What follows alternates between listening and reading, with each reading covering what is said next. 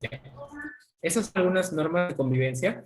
Para el TEC es importante recalcarlas. Ahora, bueno, somos un poco más meticulosos con esas normas de convivencia. Así que solo recordar que este es un espacio seguro, tanto para ustedes, para mí. Entonces, es un espacio de confianza y, bueno, está prohibido cualquier agresión, sexismo, etc.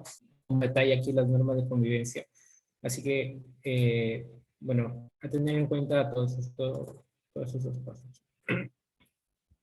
Muy bien, este es el contenido que vamos a revisar en esta ocasión. Bien, ya.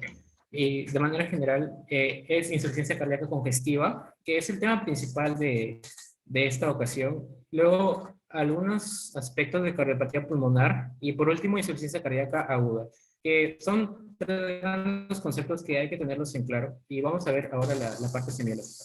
Entonces, empezamos con este primer caso, dando un aspecto general para empezar esta clase. Y dice, varón de 50 años presenta palpitaciones y sensación de presión en el pecho desde hace 6 meses, además de dificultad respiratoria cuando sube las escaleras, sin antecedentes personales ni familiares de enfermedades. No fuma, toma alcohol desde hace 30 años, 7 a 10 latas de cerveza, y al examen físico, ese es examen físico, temperatura de 37, frecuencia cardíaca de 110, respiratoria de 18, presión arterial de 130/80, ingurgitación yugular positiva, edemas en miembros inferiores, crepitantes en ambas bases pulmonares, y al examen cardíaco hay un S3 con desplazamiento lateral del choque de testa. Entonces, bueno, quiero que me digan en el chat de manera general, hay un poll, pero lo voy a dejar para preguntas más adelante. Y de manera general, quiero que me digan si piensan que este paciente podría tener insuficiencia cardíaca, con un sí o con un no en el chat. Sí, muy bien. La mayoría dice sí, con lo que respecta al chat. ¿Y por qué? ¿Hay un signo que les haga pensar de que tenga insuficiencia cardíaca? ¿Algún signo clave?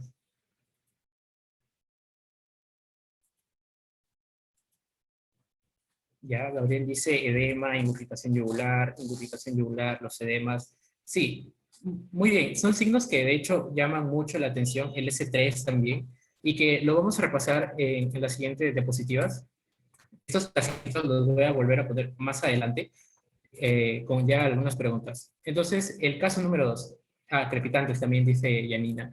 Caso número 2. Mujer de 50 años con hinchazón de miembros inferiores hace 2 meses. Ha notado que gradualmente sus piernas se hinchan a través del día. Trabaja 8 horas de pie al día. Hay que suponer que es mesera, todavía a su edad es mesera. Tiene hipertensión arterial hace 10 años y antecedente de angioplastía coronaria.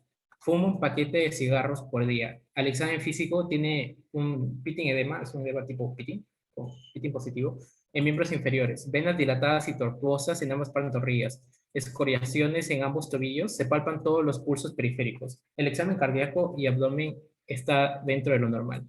Y en este caso, ¿piensan que esta paciente podría tener insuficiencia cardíaca? Sí, no, de manera general, con estos signos que presenta. Sí, Catherine dice que sí.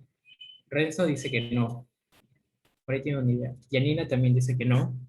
No.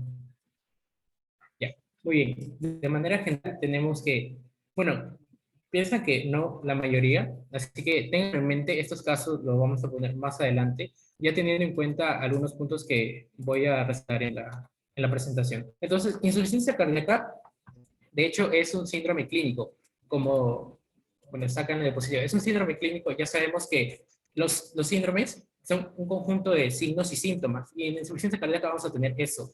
De hecho, es una clínica muy amplia, y es importante reconocerlo porque básicamente el diagnóstico es semiológico, no es clínico, o sea, solo analizando al paciente en anamnesis de examen físico. Lo importante acá es que hay una alteración estructural o funcional. El corazón no está funcionando bien por esta causa, o está fallando su estructura o su función, del llenado ventricular o de la expulsión de sangre. Técnicamente nosotros como lo evaluamos es que el corazón es incapaz de mantener un gasto cardíaco adecuado para satisfacer las demandas metabólicas. Y aquí hay un montón de causas que se pueden desplegar para entender cómo es que el corazón no puede mantener este gasto cardíaco. Algunos síntomas cardinales son estos. Yo me gustaría que se acuerden de disnea y fatiga. Algo importante de disnea que cuando ustedes evalúen un paciente, siempre terminen de evaluar esa característica de la disnea, ¿no? El paciente le refiere dificultad respiratoria a, entonces voy a indagar más. O sea, ¿cuándo? Al ejercicio, al rezo, y a eso está asociado, ¿no? Como ortopnia, tiene disnea paroxística nocturna, ¿no? Que también lo voy a describir más adelante. Entonces, siempre que vean un paciente con disnea, terminen de detallar más ese síntoma, ¿no? Fatiga, edema de receptores, etcétera. Algunos pacientes se presentan sin signo de síntomas de sobrecarga de volumen. Esto es importante. Si bien es un signo muy importante de sobrecarga de volumen, como los edemas, no todo lo presenta. Y es por eso que puse acá a este costado una X con IC congestiva. Antes se le conocía como congestiva porque se pensaba que los pacientes tenían una sobrecarga de volumen, retenían un montón de volumen y por eso generaban edemas y diversos cuadros. Pero no siempre es así. Algunos pacientes no tienen este cuadro de sobrecarga de volumen y por eso es que ya no sería un término correcto y le seguimos llamando ICC más por una costumbre, ¿no? Por una convención. Entonces, acá va la primera pregunta para el POL. Paciente mujer de 35 años refiere su duración y baja de peso. Al examen físico, una frecuencia cardíaca de 110, tiene el pelo fino y caerizo, piel caliente, tiroides aumentada de tamaño, un S3 y un reflujo hepatoyugular positivo. Entonces, ¿cuál es el enunciado más adecuado? Creo que, listo. Debería haberle salido el POL. Así que vamos a empezar. Les voy a dar 15 segundos, como está en la diapositiva, para que vayan respondiendo. Es que veo que no van respondiendo el aumento del tiempo.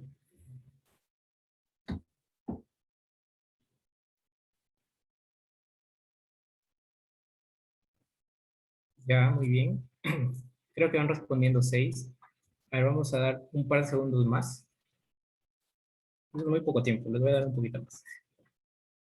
11 y ya. Entonces vamos a proceder con la respuesta.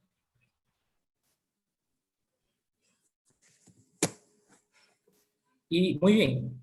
La respuesta es la alternativa A, que parece que la mayoría ha marcado bien según los resultados. Sí, la alternativa es la A. ¿Qué piensan que puede tener esta paciente? O sea, según eso, ese cuadro clínico en 2 líneas, pero ¿qué puede tener según esos signos? Por el chat, quizá. Ya hipertiroidismo, me dicen por acá. Sí, básicamente es hipertiroidismo. Esa es la clínica de hipertiroidismo caliente, taquicardia, tiroides aumentada de tamaño. Ya, es muy probable que tenga hipertiroidismo.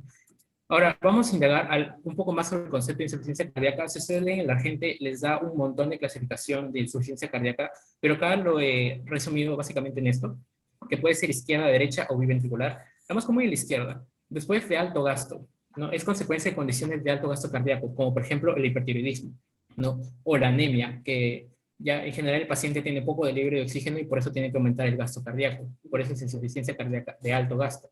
Pero actualmente, ya si ustedes leen las guías, se va a definir como la fracción de eyección del ventrículo.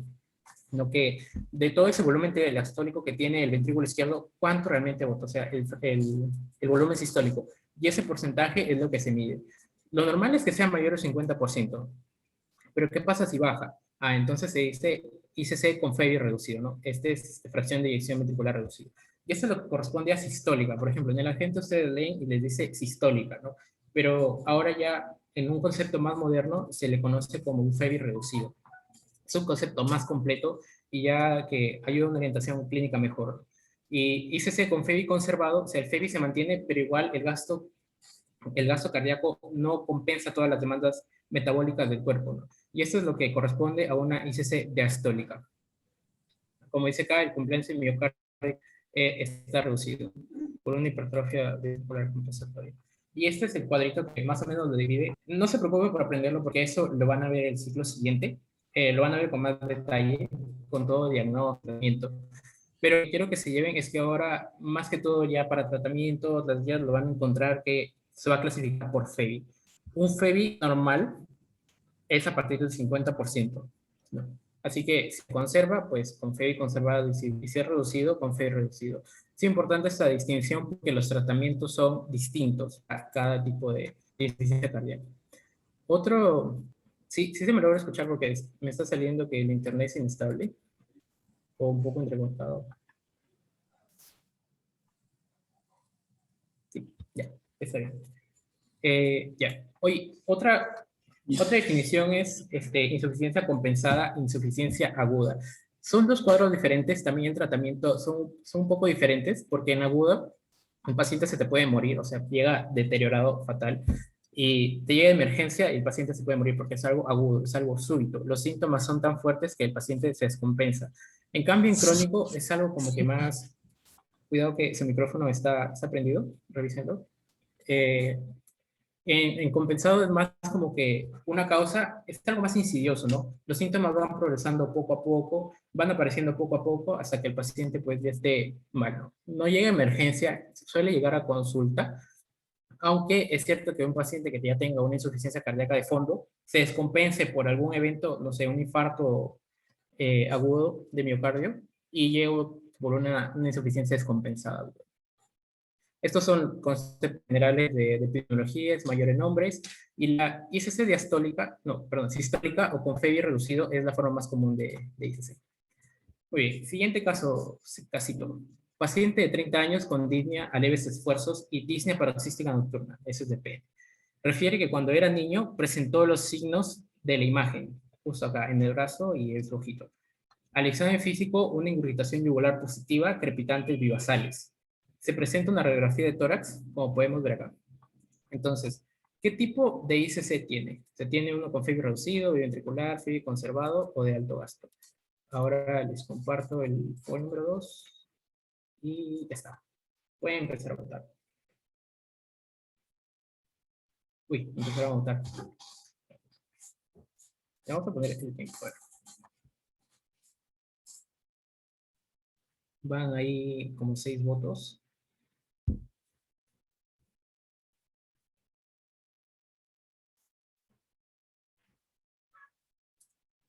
Ya va casi la mitad de votos.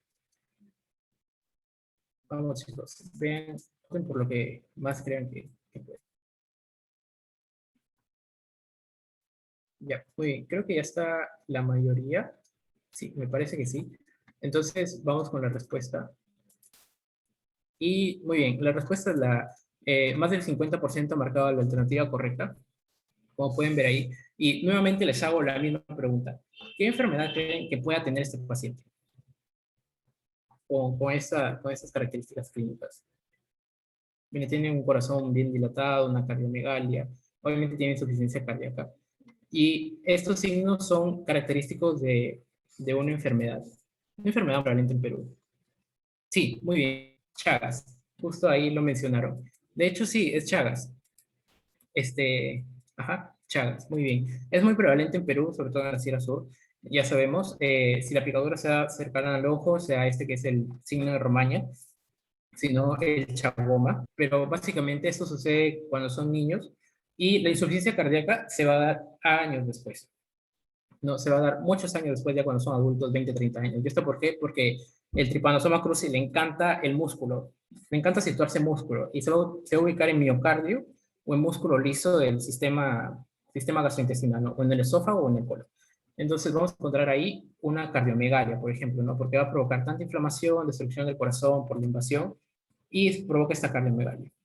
Entonces, esta es más como una causa infecciosa de una ICC, ¿no? No tanto como podemos ver por hipertensión arterial, etcétera. Entonces, la etiología es muy variada. Dice, todo trastorno que conduce a alteración estructural o funcional, cualquiera de los dos, del ventrículo izquierdo y predispone al desarrollo de ICC. Acá hay distintas causas, incluso divididas por FEBI reducido y conservadas son un montón. Aquí he resaltado, por ejemplo, las que serían más comunes para nosotros, como la enfermedad coronaria, la hipertensión arterial o diabetes mellitus, que también aumenta este riesgo cardiovascular. Pero hay un montón, por ejemplo, la enfermedad valvular, que creo que tiene ese repaso mañana, pero igual por toda esa descompensación hemodinámica causa insuficiencia cardíaca.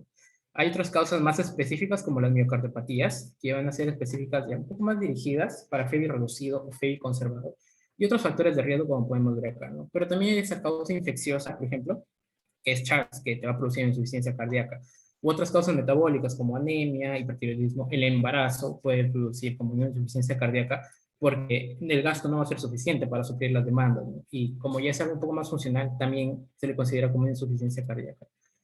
Esta es un montón de teologías del Harrison, y esta es una guía española de cardiología que les va a servir el próximo ciclo.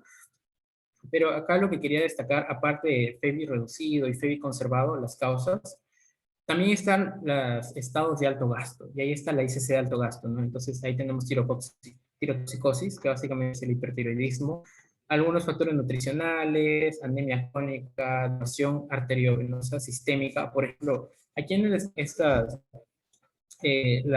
fístulas arteriovenosas a los pacientes con enfermedad crónica, ¿no? Cuando van a hacer diálisis. Entonces, ahí básicamente hay un bypass y por ahí se está liberando un montón de sangre y el gasto cardíaco no es suficiente para suplir las demandas de otros tejidos, ¿no? Entonces, básicamente se está perdiendo sangre, ¿no? Entonces, por eso es que se produce como una ICC, una insuficiencia cardíaca. Y acá hay un montón de teologías más. Entonces, ¿cuál de las siguientes miocardiopatías puede causar una ICC con FEBI reducido? A ver, si estuvieran prestando atención en el anterior, porque ahí les mandé la respuesta. A ver. ¿Cómo está? Ahorita lo lanzo. Listo. Entonces, o es hipertrófica, dilatada, restrictiva. Creo que sí han estado prestando atención. Una ICC con FEBI reducido. Y ahorita vamos a repasar cómo es que se produce FEBI reducido y FEBI normal. Ya, muy bien. Van como 15 respuestas. 16. Ya, entonces creo que puedo lanzar los resultados. 18. Ya, lo lanzo entonces. Y ahí están los resultados. Muy bien, la mayoría ha marcado la B, que de hecho es la alternativa correcta. Y es algo importante que se acuerden de las miopatía. Son tres principalmente, después van a ver un poco más, pero tres principalmente. Estas imágenes son de ósmosis, tienen videos muy, muy buenos, como ya sabemos. Entonces, dentro del restrictivo, básicamente como su nombre dice, la miocardiopatía restrictiva va a restringir ese compliance que tiene el corazón de poder dilatarse en el momento de la diástole, ¿no? Se dilata para llenar el ventrículo de sangre, pero como va a estar restrictivos, estas paredes se van a endurecer y no va a permitir que haya esta dilatación del ventrículo izquierdo. Y hay un montón de causas como amiloidosis, sarcoidosis, hemocromatosis, etcétera, que pueden acumularse acá y finalmente generar esta cardiopatía restrictiva, ¿no? Básicamente las paredes se endurecen. En la miocardiopatía hipertrófica lo que va a haber es hipertrofia, como su mismo nombre dice, pero son hipertrofias por causas genéticas, ¿no? No como causas adquiridas como la hipertensión arterial, sino que esta miocardiopatía ya es congénita. Una, una diferencia es que esta miocardiopatía hipertrófica, el miocardio está tan desordenado, o sea, crece de manera tan desproporcional, que igual va a impedir que este corazón se dilate y se llene, ¿no? Que tenga un volumen telediastólico bueno. Algo importante acá es que, por ejemplo, hay noticias de futbolistas que dicen, oye, murió de un infarto agudo de miocardio, ¿no? Pero ¿por qué? Si es un futbolista que bueno, está en forma, hace ejercicio, se alimenta bien, y murió de un infarto. O sea, ¿qué pasó? Nosotros relacionamos infarto a obesidad, esos factores de riesgo. Es porque tuvo una miocardiopatía hipertrófica que nunca la detectaron. Y eso te puede llevar, de hecho, a una muerte súbita por un infarto. Por un infarto. Entonces, esto ya es algo más congénito. Y luego tenemos estas miocardiopatías dilatadas. Son varias causas. Ya en miocardiopatías dilatadas, de hecho, este volumen ventricular está aumentado, las paredes están un poco más delgadas, entonces el volumen sistólico acá va a ser muy fuerte, muy, muy grande, ¿no? Pero como las paredes están más delgadas, no tienen mucha fuerza para inyectar la sangre, entonces el gasto cardíaco va a ser poco.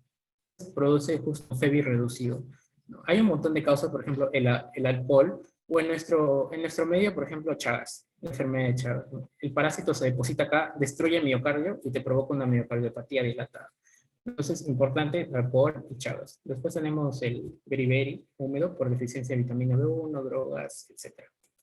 Bien, entonces, repasando un poco de fisiopatología, hay que recordar la ley de Frank Starling, que desde cardio, creo que hace un año ustedes han llevado cardio, pero es muy importante recordarla, porque decía la ley de Frank Starling que a mayor volumen sistólico, o sea, ventricular en la telediástole, mayor va a ser la fuerza del corazón con la que se contrae y mayor gasto cardíaco, mayor volumen sistólico, ¿no? Por eso esta curva de acá. Después va a ver, la curva se va a mover de acuerdo a un efecto inotrópico negativo o positivo. Pero ¿qué pasa en insuficiencia cardíaca? Vemos que acá está lo normal, pero en insuficiencia cardíaca esta curva se desplaza hacia la derecha. O sea, básicamente la insuficiencia cardíaca es como si tuviera un efecto inotrópico negativo, ¿no? Esta ley de Frank-Starling ya no se va a cumplir, se deteriora y ya no se cumple, ¿no? Porque la presión en el ventrículo, por ejemplo, aumenta, pero el gasto cardíaco no va a ser igual. El corazón se vuelve insuficiente. Ya esta ley de Frank-Starling no da en insuficiencia cardíaca. Esto puede ser tan grave que puede llegar hasta shock cardiogénico. No sé si ya tuvieron STBL o si lo van a tener, pero ahí van a entender más sobre el shock cardiogénico. Y luego, por último, hay que acordarnos de esto, el ciclo cardíaco, son un montón de ramas, ya lo sé, pero este es importante, ¿no? Que todo esto representa la sístole y lo de acá la diástole. Cómo varían las presiones y el volumen. Y la diferencia que hay acá, donde está señalando mi puntero, es básicamente el volumen sistólico, ¿no? Volumen sistólico. Entonces, si nosotros vamos acá a una gráfica donde comparamos las insuficiencias cardíacas, es normal. Esta es insuficiencia cardíaca sistólica y esta es diastólica. Vemos que en sistólica esta gráfica se mueve hacia la derecha, pero este anchito, el ancho de la gráfica disminuye. Eso me quiere decir que el volumen sistólico es menor. Y lo contrario pasa con la distólica. La gráfica se mueve más bien a la izquierda, maneja menos volúmenes, pero el FEBI, el volumen sistólico, el ancho, se mantiene conservado, ¿no? Entonces, básicamente la sistólica maneja más volúmenes, pero no logra compensar con un volumen sistólico adecuado, ¿no? Y la diastólica maneja menos volúmenes, pero la FEBI está conservada, ¿no? Y acá hay otra imagen que básicamente es lo mismo. Sistólica mueve la curva para la derecha y diastólica mueve la curva para la izquierda. Ahí están, abajo estoy dejando las referencias por si quieren consultarlo. En ambos también hay muy buena información sobre eso. Y es mismo, básicamente, no se sostiene solo que más con más gráficas. Ya. Entonces, siguiente, cualquier que tengan, igual me lo pueden hacer por el chat, no hay problema, yo lo puedo responder. Entonces, paciente con hipertensión arterial desde 2010. Tiene una presión arterial promedio de 140/95. Recientemente ha comenzado a tener fatiga y disnea a moderados esfuerzos. Usted plantea como diagnóstico una ICC. Usted interfiere que el paciente no tuvo síntomas todo este tiempo por presencia de mecanismos compensadores. ¿Cuál no es uno de esos? ¿Cuál no es uno de esos mecanismos compensadores? A ver, ahorita comparto el POL, hay activación de RAS, que es RAS. Acá es como otra. El sistema renina angiotensina aldosterona, básicamente significa activación del sistema adrenérgico. A ver, lo lanzo. Ya. Disminución de óxido nítrico, ANP, BNP, incremento de contractividad cardíaca. Uy, ya marcaron el toque, qué rápido. Ya, muy bien. Ahí vamos. Más.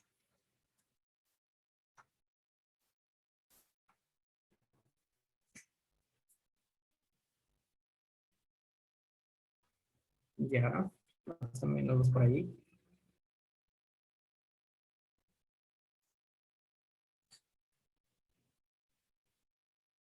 Ya vamos 15 más o menos. Creo que ya lo voy cerrando para ir avanzando y les comparto el resultado. Y ahí está el resultado. Que sí, como la mayoría ha marcado el 73%, es la C. Bueno, han estado prestando atención a estos ejemplos. Nota que han leído. Y esto es básicamente toda la cascada que hay. Todo empieza por una disminución del gasto cardíaco. ¿Qué pasa con una disminución del gasto cardíaco? Pues hay órganos que se van a afectar principalmente y hay que pensar en riñón, ¿no? Si hay gasto cardíaco hay que pensar que el riñón puede estar dañado. No sé si han tenido su TBL, me parece que es TBL de injuria renal, pero uno de estos causas de injuria renal es la prerrenal, que vendría a ser por el gasto cardíaco. Y esto pues va a activar, por ejemplo, también el sistema nervioso, algunos vasoreceptores que van a desencadenar todo este sistema neurohormonal para mantener una presión y gasto cardíaco. Esto va a llevar a vasoconstricción y obviamente también me va a llevar a un aumento de la precarga por retención de volumen, retención de agua y de sodio no renal, también de poscarga por vasoconstricción periférica. Y esto más o menos lo va a regular y va a intentar que se mantenga un gasto cardíaco adecuado. Pero por otro lado tenemos este mecanismo como que contrarregulador, ¿no? que no, hey, no retengas tanto, no retengas tanto agua, no retengas tanto sodio, que puede ser contraproducente, ¿no? Y está los péptidos natriuréticos, ¿no? Como el BNP o el ANP, que se secreta de la aurícula. Entonces están estos. Pero este mecanismo es bueno, pero a corto plazo, básicamente, ¿no? Porque ¿qué pasa si el paciente tiene este mecanismo? Ya lo tiene años y años y sigue así, pues básicamente la función cardíaca se deteriora, ¿no? Entonces, esto resulta ya malo a la larga para el paciente. Esto es lo mismo que la misma pasada, pero un poco más. Y esto es lo mismo, pero sin el Harrison. Solo quería que lo tengan en mente, que existen estos mecanismos contra, bueno, compensadores. Entonces, siguiente pregunta. Ruido cardíaco S3 se puede escuchar en todos excepto. A ver, vamos con la pregunta 5. Niños, embarazadas, hipertensión crónica sin ICC, una ICC embarazada, una miocardiopatía dilatada. Está, ya se lanzó.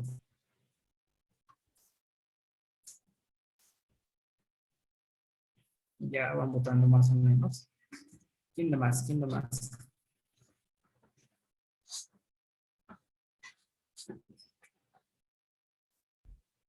Ya, por ahí vamos. Vamos. 16 respuestas. Ya, 17, 18. Ya, muy bien. 18 de 24. Creo que lo vamos. Y ya. Y vamos compartiendo la respuesta. Sí, básicamente es lo que ha marcado la mayoría, la hipertensión crónica ICC. Y ahora voy a explicar más o menos por qué. Este es un gráfico del Harrison que detalla lo mismo, cómo es que el corazón se deteriora la función. Y vemos que cada vez que pasan los años, hay un deterioro, un daño secundario, como dice acá, pero con una hipertrofia del corazón por ese justo manejo de líquido extra que está generando todo ese sistema neurohormonal. Y estos mecanismos compensadores también se van deteriorando. Entonces, hay que recordar más o menos la disposición de los sarcómeros en el miocardio, que es así, y la disposición en un corazón hipertrófico, que se viene a dar básicamente por un aumento de la poscarga, ¿no? El corazón va a tener esa hipertrofia por aumento de poscarga, ¿no? Va a tener que latir más fuerte para vencer toda esa carga. La diferencia es que aquí las sarcómeras se van a añadir así en paralelo, ¿no? Por eso es que el grosor de la pared va a aumentar. Pero a comparación de otro tipo de hipertrofia, que es la excéntrica, que ya lo deben haber visto, que los sarcómeros se van a agregar no en paralelo, sino en serie. Por eso el corazón se aumenta en masa, sí, pero el volumen interior es mayor. Y esto básicamente se da por manejos de volúmenes por un largo tiempo, ¿no? Y aquí hay algo importante, que con esta hipertrofia concéntrica se va a estar relacionando S4 y con esta hipertrofia excéntrica va a estar relacionando S3. Un S3, si recordamos, está en la fase de protodiástole, ¿no? Es cuando hay el llenado ventricular rápido y toda esa sangre choca contra las paredes ventriculares, ocurre el S3, ¿no? Entonces, esto va a ser más notorio en este corazón hipertrófico excéntrico. Este 4 se da por contracción ventricular. Cuando ya hay mucha presión en el ventrículo, que digo, por contracción auricular, cuando ya hay mucha presión en el ventrículo, la aurícula va a tener que hacer más fuerza para botar la sangre y llenar el ventrículo, ¿no? Y es ahí donde se produce el S4, ¿no? Entonces, acá va a haber un montón de presión y por eso la aurícula tiene que contraer más fuerza para llenarlo, ¿no? Por eso es que hay esta relación de S4 con hipertrofia concéntrica y S3 con hipertrofia excéntrica. Y por eso es que básicamente era la hipertensión crónica sin ICC, porque ahí va a haber una hipertrofia concéntrica, más que todo, ¿no? En el resto de alternativas se dieron cuenta en hipertrofia excéntrica y vamos a encontrar más un S3. Siguiente pregunta. Presenta disnea a leves esfuerzos, disnea paroxística nocturna, octavia y tos nocturna. Al examen físico, una frecuencia cardíaca de 120, un S3, matidez en ambas bases pulmonares, no, de emitores derecho, perdón, ingurgitación yugular positiva, le saca una radiografía de tórax y presenta un edema pulmón y un índice cardiotorácico de 0.7. Y dice, ¿en qué grado se encuentra según la escala de Nueva York? A ver, lanzo el poll, ahí está. Muy bien, entonces tenemos 1, la C, 3, ok. ¿Qué dice la mayoría? Muy bien, llevan votando. Hay 9 votos, 10 votos, 11 votos, 12. Ya más o menos van por ahí, tienen una noción. Bien. Entonces lo voy cerrando. 3, 2, 1. Ya. Lo vamos cerrando para continuar. Y comparto los resultados. Y ahí están los resultados. Y sí, básicamente es la alternativa que ha marcado la mayoría, el 79%. Y hay dos clasificaciones grandes que deben tener en cuenta, que uno es de la AJA de manera general y otro del New York Heart Association. No sé cómo se pronuncia esto, lo pronunciaba como NIJA, creo. Eh, no saberlos de memoria, pero o sea, sí saber a qué se refiere, como por ejemplo, ahora lo voy a explicar, de la AJA, que está basado en evaluación objetiva de características clínicas, que básicamente son cambios estructurales, ¿no? Es algo que te vas a encontrar en ecocardiografía, ¿no? Ah, este corazón está dañado, ah, este corazón no está dañado, ¿no? En cambio, el New York Heart Association tiene en cuenta los síntomas del paciente y qué discapacidad tiene, ¿no? Si el paciente tiene disnea al reposo o si el paciente tiene disnea al esfuerzo, ¿no? Entonces, evalúan más que todo la capacidad funcional y esto la estructura del corazón. Ahora, si no te acuerdas, yo como me AJA, como AJA empieza con A, entonces su clasificación empieza con A, B, C, D. Y de New York empieza con números romanos, ¿no? Por eso básicamente se descartaban las otras alternativas de C y B porque no vendrían a corresponder al New York. Entonces, AJA empieza con A y su clasificación va a empezar con A, B, C, D. Bueno, es una mnemotecnia como recuerdo, ¿no? Y no es difícil aprendérselo porque básicamente son 4. Entonces, el New York, que va a empezar con números romanos, que es 1, 2, 3, 4, y va a corresponder a 1, síntomas, 2, síntoma a grandes esfuerzos, 3, síntomas a leves esfuerzos, 4, síntomas al reposo. Y básicamente sigue esa secuencia. Y una secuencia similar ahí en el AJA, ¿no? O sea, no hay síntomas, no hay cambios estructurales, pero sí hay riesgo. Después hay cambios estructurales sin síntomas, con síntomas al esfuerzo y ya con síntomas al reposo que requiere intervención. Entonces, más o menos sigue esa escala, ¿no? Sin síntomas, síntomas al leve esfuerzo, grandes esfuerzos y al reposo. Bueno, era al revés. A grandes esfuerzos, leves esfuerzos y reposo. Perdón. Entonces sigue esa escala, básicamente. Y ahí está. Esto quería resaltar porque no necesariamente si un paciente está en AJA en C, no va a estar en 3 en el New York, ¿no? Sino que se pueden superponer, ya que el New York evalúa síntomas. Entonces, el paciente puede tener aquí en AJA un cambio importante, pero si no tiene síntomas, en New York va a ser clasificación 1, ¿no? Entonces, se superpone, ¿no? Ahora, si ustedes leen como las guías, ¿qué más usan? Es este de acá, el New York Heart Association, porque te evalúa la capacidad funcional del paciente. Entonces, si el paciente tiene síntomas en reposo, ese paciente tiene un mal pronóstico, ¿no? O sea, a pesar de que recibe tratamiento, tiene una mortalidad. Más que un cambio estructural, importa más cuánta capacidad funcional tiene el paciente, ¿no? Entonces, por eso le da más importancia al New York Association. Okay. Siguiente pregunta. La paciente que se descompensada presenta sibilancias y crepitantes hace 5 horas. Es probable que tenga, a ver, espero que esto me está demorando en cargar. Ya.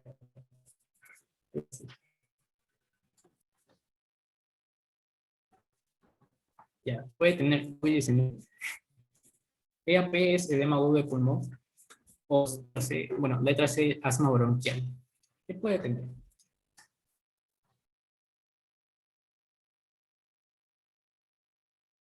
Ya, más o menos. Ya casi están todos.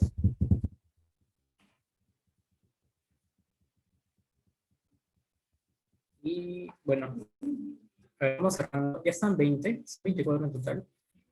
Así que lo voy cerrando en 3, 2, 1. Y ahí les comparto los resultados.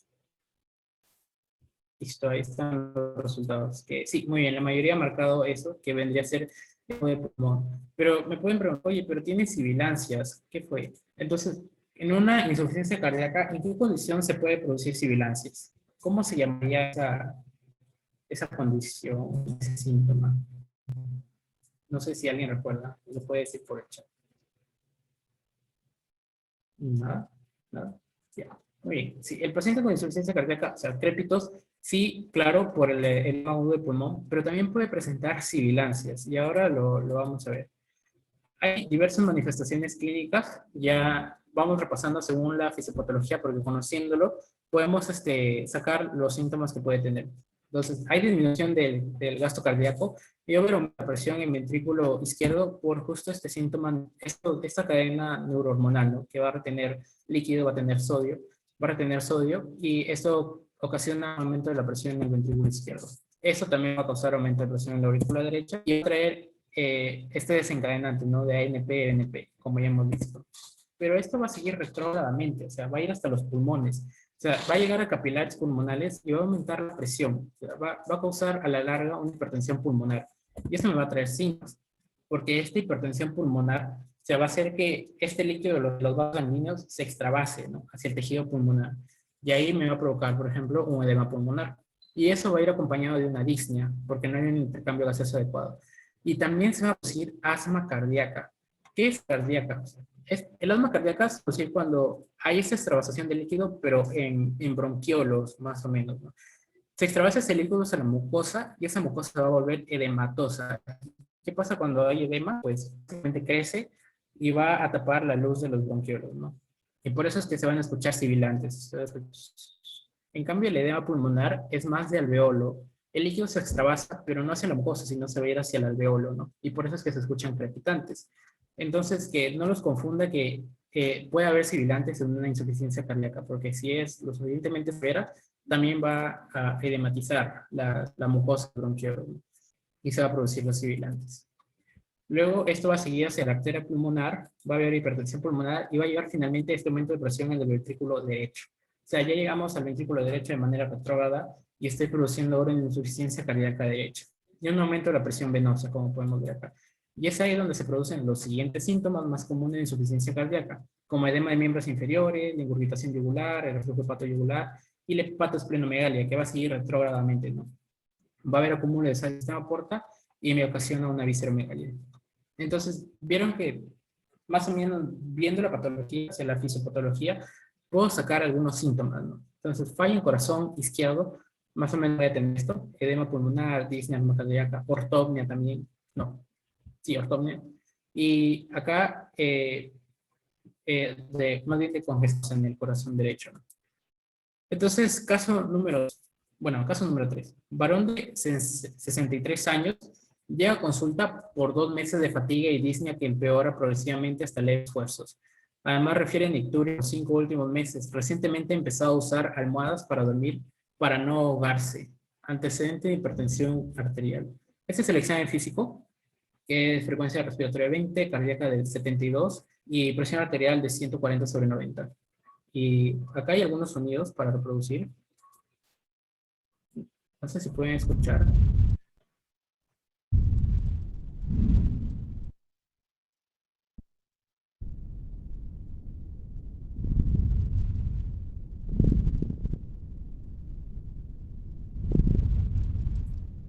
Ya.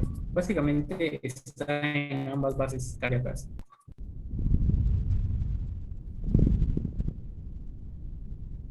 En ambas bases pulmonares. ¿Qué es lo que se puede escuchar? No sé si lograron escucharlo. ¿Alguien logró identificarlo? Sí, muy bien. Crepitantes. Claro, se escuchan como unas burbujitas cuando tú soplas en un vaso con gaseosa y suena. Ya, se escucha algo similar en ambas bases pulmonares. Y ahora vamos a la auscultación a la auscultación cardíaca.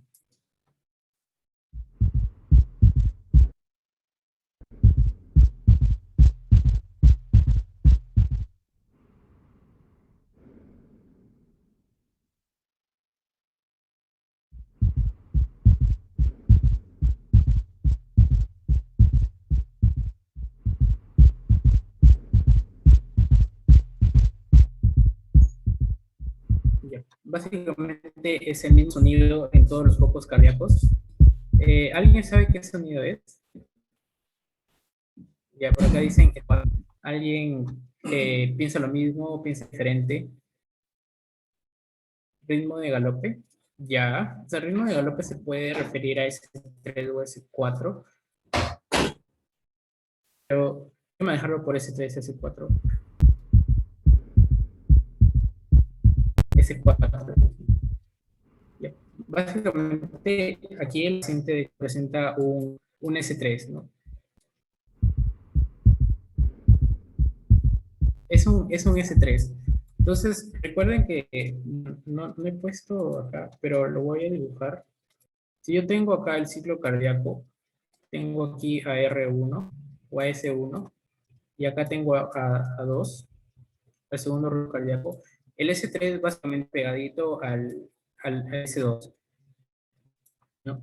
Entonces, como escuchar es ta, ta, ta, ¿no? Como que va a haber un espacio más grande entre R1 y R2. O sea, ta, ta, ta, ta, ta, ta, ta, ta, ta. En cambio, si es R4, va a estar más pegado a R1, ¿no? Porque es telediastólico. Y ahí es donde se va a escuchar diferente. Se va a escuchar como que ta, ta, ta, ta, ta, ta, ta, ta, ta. Entonces, R3 es ta, ta, ta, ta, ta, ta. Ajá, exacto, el Kentucky. Kentucky es el S3, ¿no? Kentucky, Kentucky, Kentucky. Y el 4 es Tennessee, Tennessee, ¿no? Como que en el R4 los dos primeros ruidos se escuchan juntitos. Y en el R3, los dos últimos ruidos se escuchan juntos, ¿no? Y acá es donde, si ustedes se dan cuenta, se va a escuchar en el R3.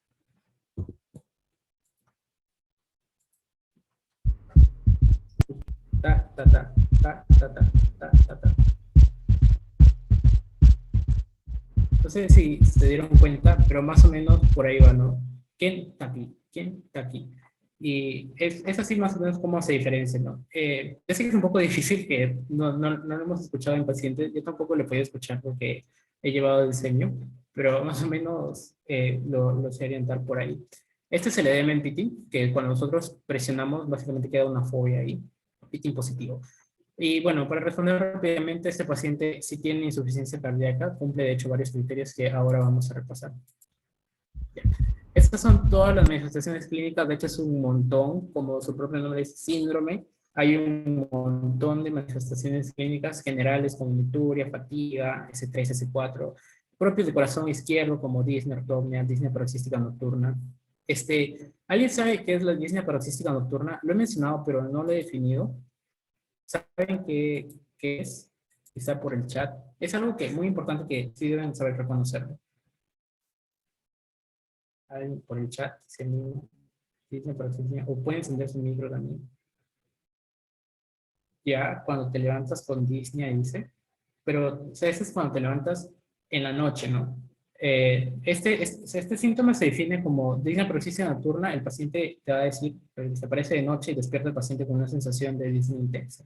Exacto. O sea, el paciente está durmiendo de lo más feliz y de la nada siente que se ahoga, que ya se muere, y tiene que, lo importante es que se despierta y tiene que reincorporarse, o sea, tiene que sentarse o pararse.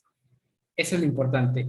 Eso lo despierta súbitamente y esta sensación de disnea no va a pasar hasta por lo menos 30 minutos después, ¿no? Sensación de falta de aire que se presenta tiempo después y demora por lo menos 15 minutos, está bien, en recuperarse tras la incorporación. Es muy importante que tiene que reincorporarse y va a demorar sí, 15 minutos más o menos, que es lo que mencionan, ¿no? Entonces es importante saber reconocer ese síntoma. Y ortopnea es más o menos como que no llegar hasta el decúbito, porque el paciente, hasta el decúbito completo, porque el paciente va a sentir que se ahoga y necesita como que inclinarse un poco más, generar una... Y esto cómo lo expresan, como doctor, tengo que agregarle 2 almohadas, 3 almohadas para dormirme, porque si no, doctor, me ahogo, ¿no? Y me pasa esto. Y eso es como ortopnea. ¿Por qué se causa? Porque justo este líquido que está en las piernas se distribuye, ¿no? Cuando uno duerme y está echadito, se redistribuye y vuelve al corazón, pero toda esta sobrecarga va a llegar tan rápido a los pulmones que va a llegar ahí se va a acumular en los pulmones. Y por eso es que básicamente se ocasiona la ortornia y la disnea paroxística nocturna. Listo, acá está el asma cardíaco, palidez, edemas ya de corazón derecho, indufiltración yugular, etcétera. Son un montón. de, de síntomas. Y de ahí, de alto gasto, pues también va a depender de la causa que lo provoque. En la práctica clínica es más probable encontrar una falla biventricular que aislada. O sea, el paciente va a llegar con disnea y con edema. Es más frecuente que encontremos a este paciente ya con una falla biventricular, ¿no? Recuerden que edemas miembros inferiores y aumento de presión yugular, de presión venosa, es falla del corazón derecho. Muy bien, seguimos con el caso 3, es el mismo paciente anterior, y a este paciente se le toma una radiografía de tórax, que se muestra en la figura que se acerca. De manera general, ¿qué pueden observar en esta radiografía? O sea, algo que les llame la atención, no toda la lectura sistemática y todo eso, sino que algo que les llame la atención. Ya, Rodrigo dice cardiomegalia. Ya, muy bien. Es muy notorio, de hecho, su índice cardiothorácico debe estar muy elevado. ¿Algo más que les llame la atención? Ya, acá, de manera general, también podemos ver que estos ilios están radiopacos, muy bien, justo lo mencionaron, que es básicamente está indicando congestión, radiopacidad heterogénea, ya, muy bien. Y hay un poco de cefalización de flujos, si se está dando cuenta, se está yendo un poquito hacia adelante. O sea, normalmente como lo describen es que algunos dicen que no debe pasar, o sea, los ciclos no debe pasar más de la mitad del campo pulmonar, ¿no? Si se ven más allá, pues se está indicando algún tipo de congestión. Y acá vemos que incluso llegan hasta allá, ¿no? O sea, se extienden un montón. Y acá hay un hallazgo interesante que son estas líneas que aparecen de acá. ¿Alguien sabe cómo se llaman estas líneas? La verdad que está ligeramente ilustrada, pero puede ser normal. Claro, eso sí, Janina. Esos cilios son mariposas, aunque no es tan significativo, exacto. Pero a lo que me refería acá es, si notan, acá hay unas líneas que salen de la pared torácica. Muy Mm, bien, ya. líneas de Kerley. Sí, muy bien, justo lo estaban diciendo. ¿Y saben qué tipo de línea de Kerley son? Tipo A. Tipo A. Ya, estas son, sí, lo voy a revisar más adelante, pero sí, está muy bien que tengan líneas de Kerley. Ahora, hacemos, esto sí es fundamental, esto, si antes me preguntaron, o sea, esto de esta me lo debo saber, quizá no, pero esta de Framingham sí, para diagnosticar insuficiencia cardíaca. Sí, eso sí deben saber, al menos los criterios mayores que lo tengan en cuenta. ¿Y cómo se da el diagnóstico? Básicamente es con dos criterios mayores o un criterio mayor y dos menores. Punto. Pero deben saber cuáles son los criterios de cada uno. Entonces vamos rápidamente con criterios mayores. Yo lo dividiría así, en corazón izquierdo, corazón derecho, que ya lo hemos repasado. ¿Qué tenemos en corazón izquierdo? Disnea paroxística nocturna, octornia, crépitos basales y edema agudo de pulmón. Todo lo que se refiera a pulmones. Edema agudo de pulmón lo vamos a ver con radiografía, claramente, ¿no? Y el resto va a ser con examen físico y anamnesis. Esto de corazón izquierdo. De corazón derecho, un aumento de la PVC, que es presión venosa central. Y eso lo podemos medir, pero es muy invasivo. Tenemos que poner un catéter al paciente. O clínicamente lo podemos ver como ingurgitación yugular o reflujo hepatoyugular, ¿no? Eso tenemos de corazón derecho. Ahora, de manera general, todo el corazón, cardiomegalia y tercer ruido. Y ya está. Cumplimos ahí nuestros criterios de Framingham. Solo necesito dos. Yo puedo encontrar solo reflujo hepatoyugular y línea paroxística nocturna y decir, este paciente tiene ICC, ¿no? Con más seguridad.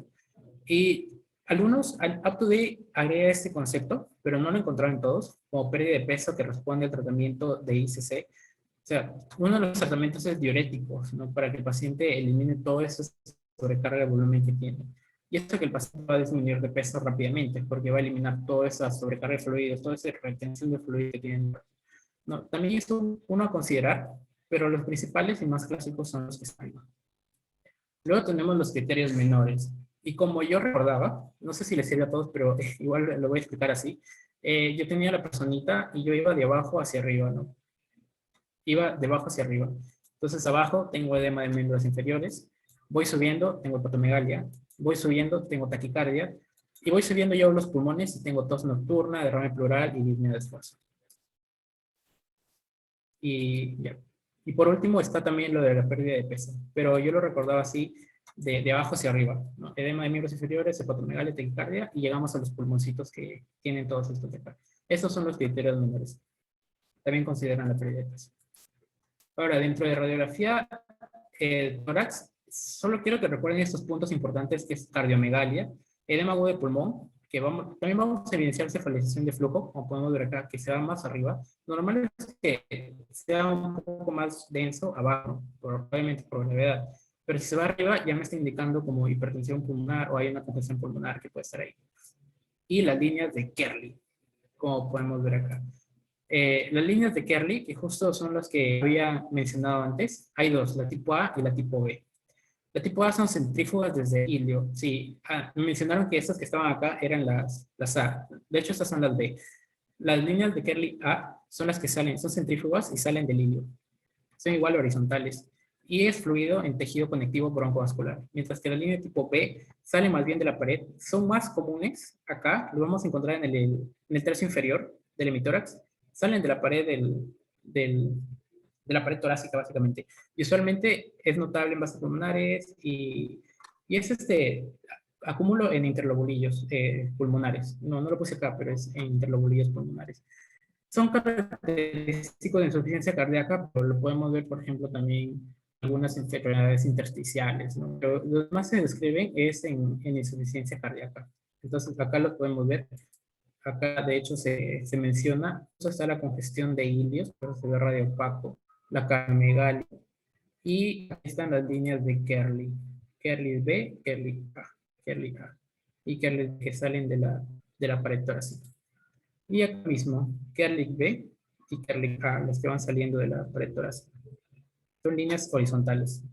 Entonces, Kerley A, centrífugas, fuga, y Kerley B, centrípetas, ¿no? Que van para adentro. Muy bien. Entonces, para repasar, este no tiene POL. Entonces, paciente con dolor torácico, disnea nocturna, ingurgitación yugular y edema de miembros inferiores. Según los criterios de Framingham, ¿podría este paciente tener ICC? ¿Sí o no? Sí, sí, dicen acá. Sí. Muy bien, de hecho concordamos, ¿no? Disnea paroxística nocturna, ingurgitación yugular, dos criterios mayores. Claro que yes, dice. Claro que yes, como el TikTok.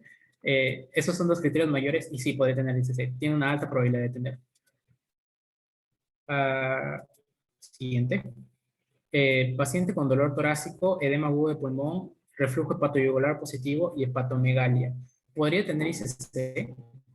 Y ya, en este caso, ¿qué criterios de Framingham cumple? ¿Podría tener ICC? Sí, no, tal vez. Habla, necesito más información.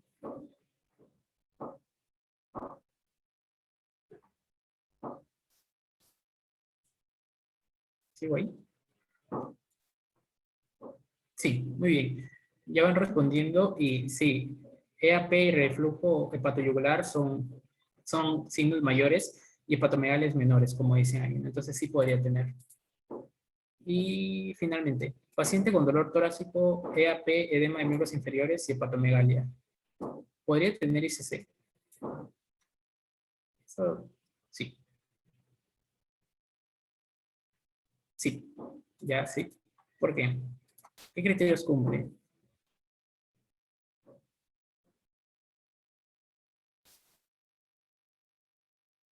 Cumple un criterio mayor y dos menores, ¿cierto? Ajá, un criterio mayor y dos menores. El mayor sería el edema agudo de pulmón y los menores sería edema de miembros inferiores y hepatomegalia. Sí, chicos, muy bien. Entonces, estos de manera rápida han sido flash, pero en un caso clínico más grande tienen que identificarlo, ¿no? Y este sí tiene POL. Muy bien. Paciente con ICC sin tratamiento regular tenía disnea de gravedad progresiva por 3 meses. Hace 2 semanas la disnea disminuye y el paciente refiere que se siente mejor. O sea, tuvo una disnea progresiva que fue empeorando, pero recientemente esta disnea dice que se mejoró. No sé, el doctor dice, me siento mucho mejor. No sé qué pasó, de seguro era algo que tenía, pero sin tratamiento así, me siento mejor. Ya no siento disnea. Entonces, ¿qué podría tener? Bueno, ¿qué pensaría? Ya, ahí hubo un par de respuestas. Ya, vamos. Se está recuperando, o sea, que ya no tenga disnea significa que el paciente se recuperó así sin tratamiento. Tiene mayor congestión pulmonar, que siga así hasta que esté completamente sano. ¿Qué dice? ¿Qué dice? Ya vamos casi a la mitad de respuestas.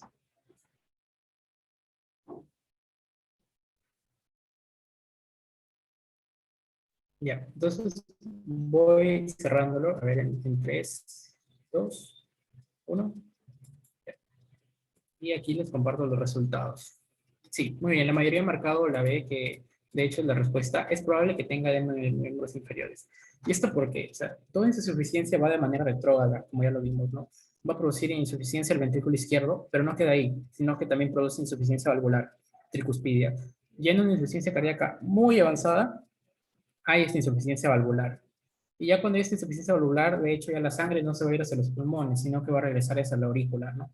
Y es por eso que en estos pacientes, si ustedes leen, va a decir que pueden referir que los síntomas pulmonares como la disnea disminuyen, ¿no? Porque ya no está tanta sangre, sino que está regresando. Y básicamente, insuficiencia de cuspidia, esto significa que el paciente está fatal, ¿no? Ya está mal. Ya tiene necesidad de cardiaca muy avanzada. Y caso 4. Mujer de 66 años, procedente de Ayacucho, refiere 3 años de enfermedad con disnea progresiva y edema de miembros inferiores, nicturia, tos con sibilancias y ánimo decaído. Antecedentes: toma alcohol 3 veces por semana, hace 20 años, cocina a leña desde que era adolescente. Al examen físico, presión arterial 110/60, normal, frecuencia cardíaca normal y un poco taquipneica. Bueno, es taquipneica, ¿no? Un poco. Eritema palmar y arañas vasculares en tórax. Edema de miembros inferiores, sibilantes escasos, S2 incrementado y presencia de S3. Insuficiencia, eh, perdón, indutación yugular positiva y no hepatomegalia. ¿Qué puede tener? O sea, ¿tiene insuficiencia cardíaca? Es un caso clínico un poquito más largo. Espero que no sea tan tedioso.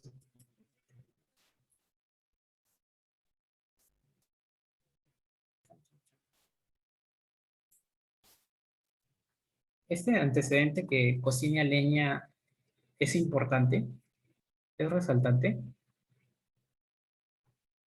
y que tome alcohol.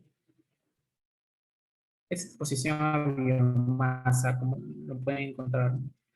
Sí, puede ocasionar fibrosis. Sí, muy bien. Si es ya de larga data, puede ocasionar fibrosis. Y eso es lo que, bueno, pasaba más que todo en la sierra, ¿no? Que sus cocinas suelen ser bien cerradas y siempre solían respirar esa leña y al final terminaban con fibrosis pulmonar. Pero si se dan cuenta, tienen insuficiencia cardíaca, ¿no? Y sobre todo de derecha, por la ingurgitación yugular y los senos en miembros inferiores. Entonces, parece ser que esta fibrosis que puede tener, y justo se correlaciona con que Z quimneica, se correlaciona con que tenga una insuficiencia cardíaca. Esta fibrosis pulmonar, insuficiencia cardíaca, ¿hay alguna conexión? ¿O cómo se llama esa patología? Que una patología pulmonar ocasione una insuficiencia cardíaca, yendo en ese orden. Por pulmonar, sí, muy bien, ahí lo mencionaron. Básicamente lo que quería resaltar en este caso, ¿no? Por pulmonar, una cardiopatía pulmonar, que también lo menciona. Y es algo simple, no me voy a tener mucho tiempo en eso, que es básicamente alteración de la estructura o función del ventrículo derecho causada por neumopatía crónica. Algo tiene la paciente, fibrosis, puede tener EPOC, pero esto hace que haya hipertensión pulmonar y ocasione daño en el ventrículo derecho. Y se van a producir los síntomas de ventrículo derecho, como podemos ver acá, ¿no? Los síntomas de ICC derecho, edemas, presión venosa positiva mayor y hepatosplenomegalia.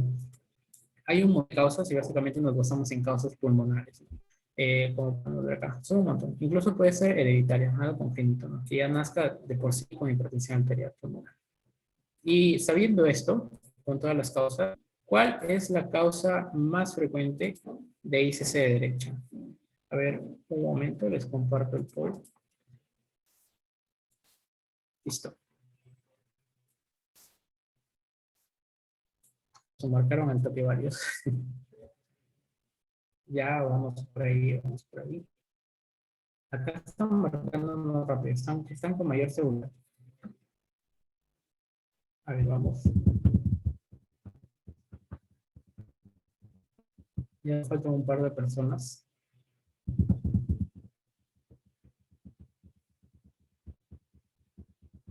Y bueno, ya va respondiendo la mayoría, así que lo voy cerrando en 3, 2, 1. Ya, cerrado. Compartir resultados y la mayoría ha marcado 75% por insuficiencia cardíaca izquierda. Y esa es la respuesta. Algo que se deben acordar que una insuficiencia cardíaca derecha es la causa más frecuente es insuficiencia cardíaca izquierda, de lejos. Recuerden que les dije que clínicamente los pacientes se van a presentar con esta falla biventricular, pero es porque es de derecha la cosa de una ACC izquierda, ¿no? Por un daño retrógrado. El resto también puede ser derecha, pero son menos comunes. De lejos, la insuficiencia izquierda es la más común. No podría haber un daño así. De hecho, es que el aumento de presiones siempre se da retrógrado. No puede darse como que de otra forma, porque es como que el aumento de presiones se da porque tú retienes sangre, ¿no? Entonces, el flujo normal de sangre es que vaya de derecha a izquierda. O sea, una ICC derecha, no, de hecho no puede causar, porque siempre el daño es retrógrado, ¿no? Porque se retiene el flujo de sangre y el flujo es de derecha a izquierda, entonces, como se va reteniendo, se va a retener al revés. No sé si me dejen entender. Y bueno, básicamente esa es la respuesta. Y el último caso, ya para acabar con esto.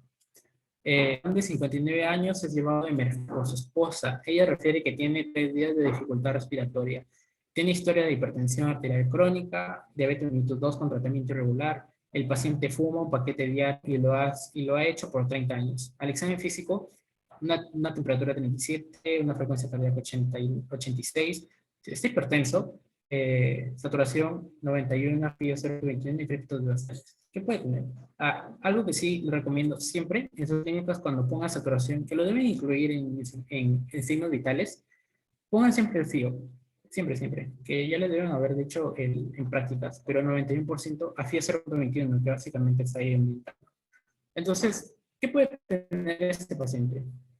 ¿Cuál es la diferencia con los otros anteriores?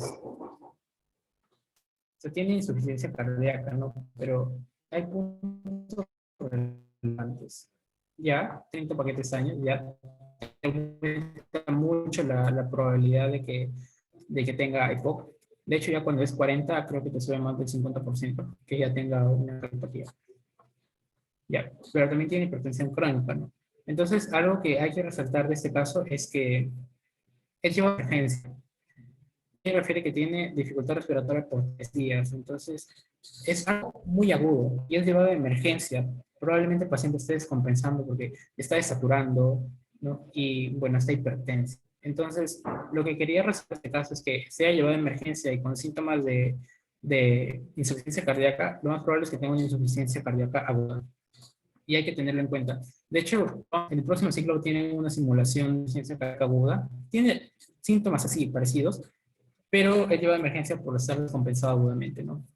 Entonces, se define estos tres: agudo, con un incremento de síntomas, con signo de ICC. Descompensación aguda, el paciente ya tuvo una insuficiencia cardíaca, o sea, ya ha vivido con eso, pero ha pasado algo que lo ha descompensado, ¿no? Su corazón dejó de funcionar súbitamente. O una miocardiopatía presente no ha sido diagnosticada y que pasó algo.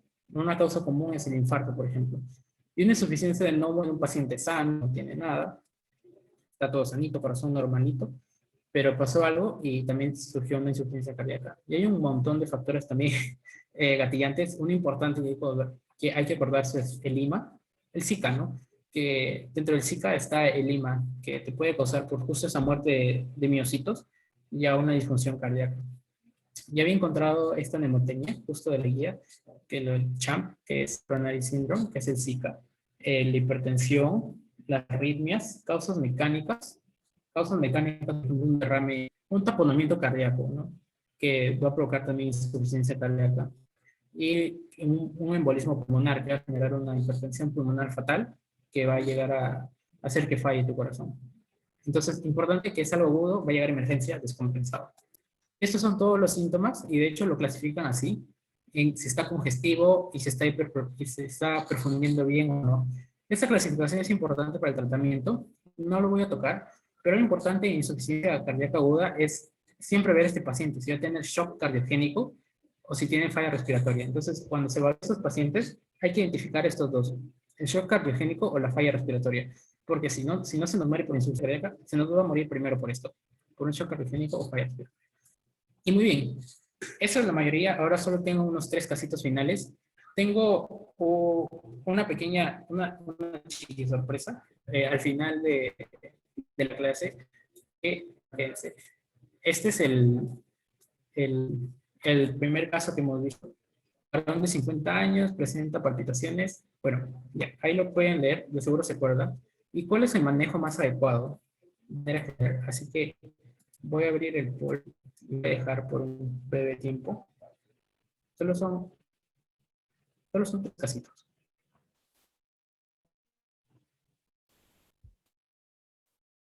Capacitación. Ya te salió una respuesta. Qué rápido.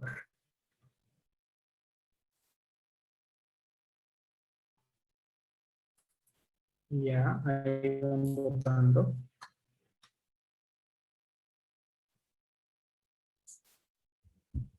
Vamos el 28% de votos.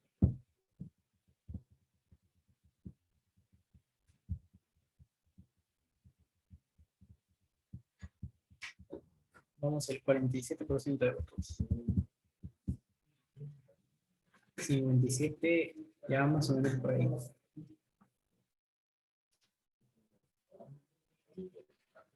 Ya, entonces ya respondió la mayoría. Voy cerrándolo en 3, 2, 1. Ya está. Ahora voy a publicar los resultados y muy bien, como la mayoría ha marcado es 71. De hecho, este antecedente que haya tomado alcohol desde hace 30 años, 7 a 10 latas al día, de hecho es un montón. Y como si ustedes se habrán dado cuenta, esta es una causa de miocardiopatía dilatada, ¿no? Y te va a generar insuficiencia cardíaca. Algo importante es que sea consumido, recuerdo que sea por años. De hecho, lo he estado buscando, no hay un año promedio, pero más o menos tiene que ser como 15, 20 años, es lo que concuerda, ¿no? Pero tiene que ser un consumo ya crónico. Restricción de sal no sería de mucha ventaja. Hacer más ejercicio físico ahora no, porque con los síntomas que tiene no sería lo mejor para el paciente. Y vitamina B1, pues no me da mucha clínica sobre eso. Ahora pasemos al siguiente casito, que es el casito de la señora, y te pregunta qué podría tener la paciente. Esto es más que todo un poco de diagnóstico diferencial, ¿no? Solo aplicando semiología se puede responder qué puede tener.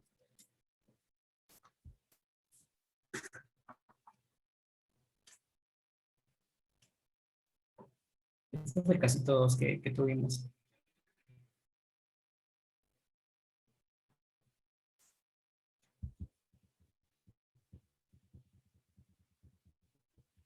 Ya, ya van respondiendo.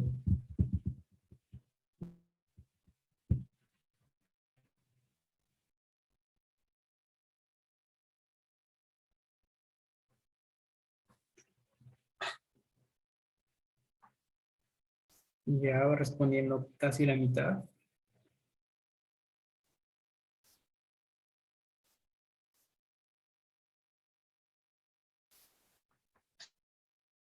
Llevamos la mayoría, entonces voy cerrando en 3, 2, 1.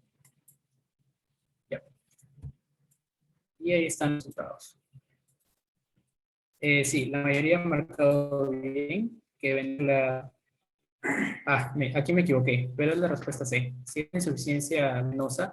De hecho, que no nos confunda que sea una señora mayor, que tenga edemas de miembros inferiores, pero este edema se puede presentar en igual un pitting positivo lo puedo presentar en una insuficiencia venosa. Y aparte ya no me da otro criterio mayor, edema de miembros inferiores es criterio menor, acuérdense. Y bueno, a pesar de que tenga el antecedente de displasia coronaria, que básicamente sería por un IMA, eh, ya no me orienta mucho insuficiencia cardíaca, ¿no? Sino el examen físico me está guiando un poco más insuficiencia venosa. Y listo, este sería el último caso. Les voy a abrir el poll, lo van leyendo.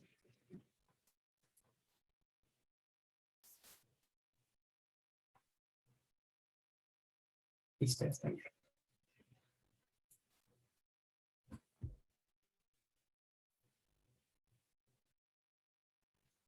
RCT es enfermedad renal crónica terminal.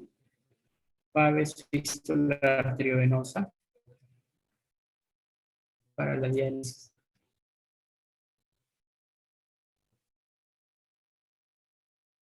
Entonces vamos viendo los votos.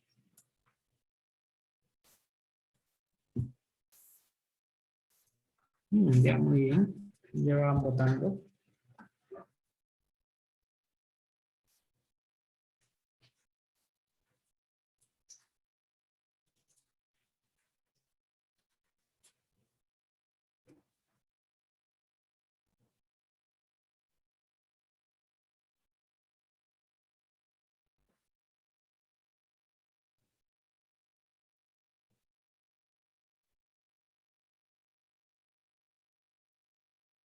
Ya va más o menos el 60%. Creo que ya lo voy cerrando en 3, 2, 1. Ya. Ahí les comparto los resultados. Y bueno, sí, este ha estado reñido con el conservado. Y de hecho, sí, la respuesta correcta en este caso es ICC de alto gasto. Y es justo por lo que lo había mencionado antes, que sería por la PAP, la fístula arteriovenosa que les hacen a estos pacientes para la diálisis, ¿no? Provoca mucho desvío de sangre y eso genera una insuficiencia cardíaca de alto gasto. Para TEP no tiene clínica, TEP es un inicio muy agudo, ya sabemos con disnea, etcétera. FEBI conservado, tampoco sea, si es que tuviera insuficiencia cardíaca, esperaría que fuera más un FEBI reducido. Y pericarditis, bueno, tampoco me da mucha información sobre eso, que no sé si han tenido repaso de pericarditis, creo que sí, pero más o menos es sensación de pesadez, ¿no? Y etcétera, etcétera. Pero acá lo más probable es que sea un ICC de alto gasto, ¿no? Justo por la FAP. Ya lo tiene desde hace tiempo, ¿no? Desde hace 2 meses. Un tiempo suficiente para que desarrolle esa insuficiencia. Y muy bien, esas son las referencias que he utilizado, sobre todo Harrison, ambos, que, bueno, se ha hecho muy popular y de hecho tiene buen contenido, los recomiendo, y UpToDate, ¿no? Que para insuficiencia cardíaca. Y estos son otros donde es información adicional, donde he sacado algunas imágenes, ¿no? Pero que les puede ayudar a entender la insuficiencia cardíaca. Y ese es el regalito para los que se han quedado hasta acá. Ese es un código QR que los va a llevar hacia unas diapositivas que yo solía hacer en Semio para repasar. Y ahí hay un montón de preguntas, también van a encontrar las preguntas de repaso. Y bueno, pueden que estén, la mayoría va a estar bien, pero puede haber algunos errores, así que no he tenido tiempo de modificarlos, pero bueno, al menos espero que les sea de alguna ayuda y que, bueno, los ayude a repasar sobre todo. No sé si ya tomaron el código QR, porque no tengo el link en este momento. Igual creo que le puedo pasar a Carlos, para que se los pase más tarde. Y bueno, eso sería todo. Listo. Ya, ok, el link. Ah, ya. Gracias, Y bueno, esto es un espacio para algunas preguntas, si es que tienen preguntas. gracias, gracias. Listo, de nada.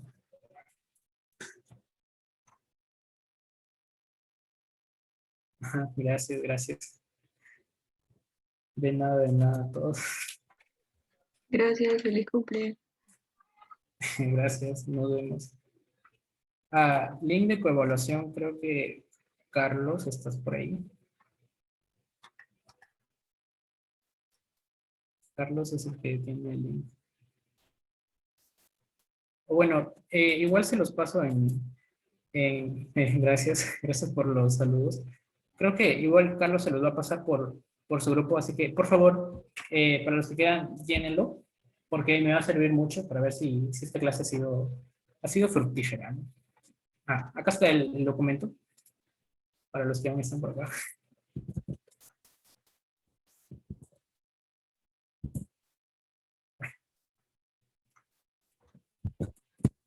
Listo, ahí está el link, ya se los mandé por el chat. Bueno, muchas gracias por asistir. Espero que les haya ayudado, aunque sea en algo. Y bueno, ya nos estaremos viendo. Hasta